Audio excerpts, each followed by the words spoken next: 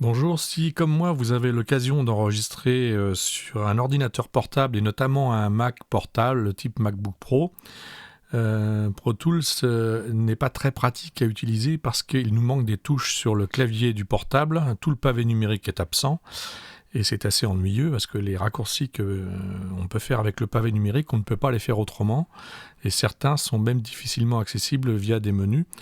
Donc, soit on a d'autres matériels à trimballer et on apporte un clavier supplémentaire avec soi pour pouvoir travailler avec un clavier complet. Soit, autre solution, on peut utiliser des applications qui vont transformer un iPhone ou un iPad en clavier secondaire. Enfin bon, tout un tas d'astuces. Soit utiliser des systèmes de macros avec Keyboard Maestro par exemple.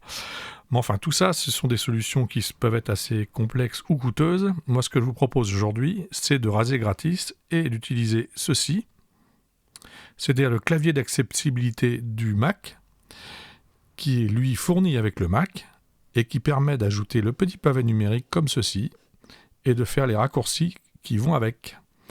Alors voilà comment on va s'y prendre. On va d'abord ouvrir les préférences système, accessibilité, c'est clavier dans accessibilité, et on va aller dans clavier d'accessibilité et activer le clavier d'accessibilité. Alors, vous voyez, il est apparu, mon clavier, c'est pas celui auquel on s'attendait, mais c'est normal pour l'instant. C'est le clavier que j'ai déclaré comme étant clavier d'accueil. Mais vous allez voir que si je clique sur Pro Tools, pouf, je me retrouve avec mon clavier de Pro Tools. Alors, je retourne à mes préférences système. Je peux, en entrant dans l'éditeur de sous-fenêtre, fabriquer le clavier dont j'ai besoin. On va mettre ça un petit peu plus bas. Alors, vous voyez, pour fabriquer un clavier, on crée... Alors, en fait, ici, ce sont des sous-fenêtres. Ils appellent ça des sous-fenêtres. Bon. On peut choisir un modèle de base. Donc, moi, je prends le ISO grand, qui est le plus proche du clavier français. Je supprime les touches qui ne m'intéressent pas et je vais le mémoriser en l'appelant, par exemple, Pro Tools. Bon, j'en ai déjà, je vais l'appeler PT. Et pour la suite, je vais choisir l'application avec laquelle je vais activer là ou les applications avec laquelle je vais activer ce pavé numérique. Donc là, je choisis Pro Tools App. Bon, comme j'en ai déjà un et que j'ai pas envie qu'il y ait de conflit, je le supprime et je continue avec celui que j'avais préparé. Dans la liste des sous-fenêtres, ça c'est l'affichage.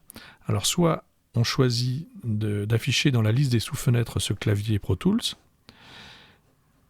Alors, elle se trouve ici, la liste des sous-fenêtres, vous voyez, tac. Soit on peut choisir de l'avoir comme panneau d'accueil, c'est-à-dire que quand on ouvre le clavier accessibilité, c'est ce clavier-là qui serait affiché automatiquement.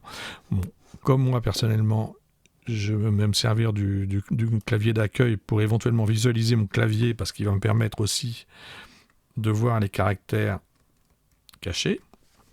Je vais garder ce clavier-là en clavier d'accueil et le Pro Tools que j'ai appelé donc Pro Tools, je vais juste l'ouvrir avec Pro Tools. Voilà. Une fois ce paramétrage terminé, on peut fermer cette fenêtre et enregistrer les modifications. Moi, je les avais déjà préparées, donc mon propre clavier, donc je ne modifie rien. Ensuite, je vais dans les options. Dans l'onglet général, je peux choisir comment je vais gérer l'affichage de ce clavier. Alors d'abord, je peux l'estomper après une activité de X secondes. Là, j'ai choisi 3 secondes, donc vous voyez, je mets mon pointeur, il s'allume, j'enlève mon pointeur, 3 secondes après, il s'estompe.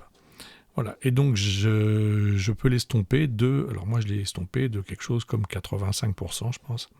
Voilà. Alors, écouter le son des touches, en utilisant Pro Tools, c'est pas forcément une bonne idée. Et le reste, en fait, on va rien toucher. Coin actif, c'est plus intéressant. Vous voyez, moi, j'active mon clavier avec mon coin en bas à droite. Paf. Vous voyez. C'est assez pratique.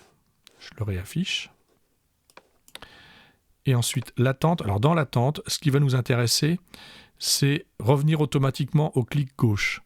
Si je clique sur ce réglage, à chaque fois que je vais aller chercher, il va apparaître dans mon coin inférieur droit. Ce qui n'est pas très pratique, je préfère qu'il apparaisse à l'endroit où je l'avais laissé précédemment.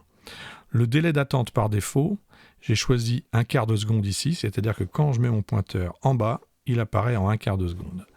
Et ensuite, la tolérance de mouvement, ça veut dire que dès que mon pointeur atteint le pixel qui est là, puisque j'ai choisi un pixel, eh bien, il apparaît ou il disparaît.